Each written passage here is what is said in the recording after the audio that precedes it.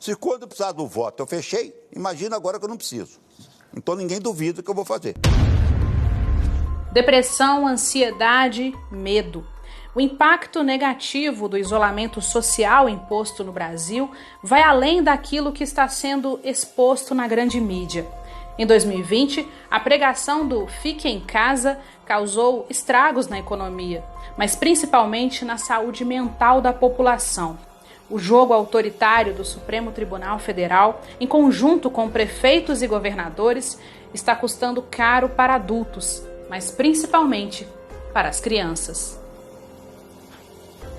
As portas de escolas em todo o país foram fechadas e seguem sem previsão de normalização. Um dos grupos que está mais sofrendo com esse isolamento social nessa pandemia são as crianças. A socialização é essencial para o desenvolvimento da criança. Da mesma forma que uma criança aprende com 6 meses a sentar, 1 ano a andar e 2 anos a correr, a criança desenvolve habilidades sociais ao longo da primeira infância. Então, com 1 mês de idade, você sorri para uma criança, a criança aprende a sorrir de volta para você.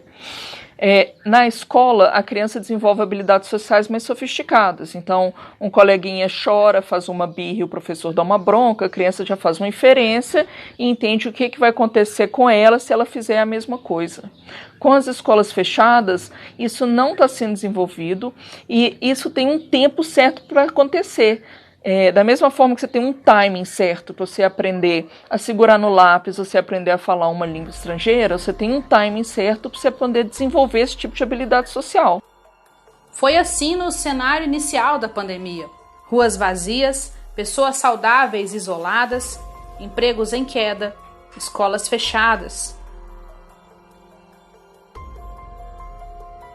Eu tenho 2 filhos em idade escolar e os 2 têm apresentado comportamentos alterados desde o meio da pandemia para cá, e que a gente está atribuindo ao fato das escolas estarem fechadas e eles não estarem tendo interação social. O mais velho tem apresentado quadros de irritabilidade. Ele tem 12 anos e por certa vez ele já chegou a falar até de suicídio, que a vida não tinha sentido, que queria se matar, né? Ele não tem tido condições de dialogar, de expressar os sentimentos, de falar o que está sentindo. Ele tem demonstrado tudo na base da impulsividade, do nervosismo exagerado. Nessa pandemia de Covid, a gente está vendo um adoecimento em massa das crianças. Os pais chegam e falam assim, o meu filho está mais nervoso e mais irritado. Não é isso. As crianças estão tendo quadros de depressão e ansiedade. A criança tem esses quadros depressivos, é diferente do quadro de adulto. A criança só chega e fala assim, estou infeliz, depois dos 10, 11 anos de idade. Até essa idade, primeira infância, a criança apresenta variações e alterações de comportamento. Então a criança fica mais birrenta, mais manhosa, mais medrosa, mais insegura, mais apegada. A criança fica dormindo mais tarde, ou seja, ela tem insônia, a criança ganha peso, perde peso, a criança começa a ter comportamentos de regressão, tipo volta a fazer xixi na cama, pedir mamadeira, esse tipo de coisa. Eu tenho um filho de 4 anos que foi diagnosticado com transtorno de espectro autista.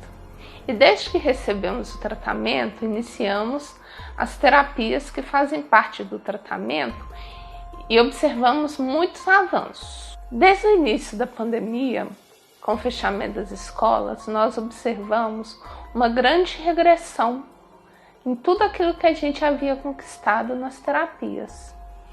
E também desenvolveu uma agressividade que não existia antes. Já o mais novo, de 9 anos, também tem tido alguns comportamentos agressivos com o irmão, mas o que mais nos preocupa é que ele está desenvolvendo algumas fobias.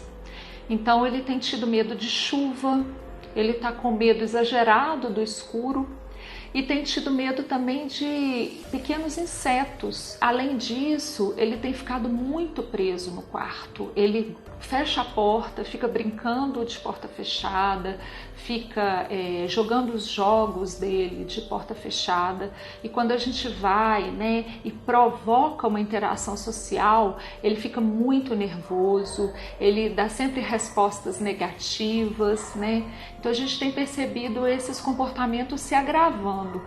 Se quando eu precisar do voto eu fechei, imagina agora que eu não preciso. Então ninguém duvida que eu vou fazer. Enquanto projetos de ditadores cerceiam a liberdade do nosso povo, em casa, dentro da família, os pais sofrem sem saber o que será do amanhã. De Belo Horizonte, repórter Fernanda Salles.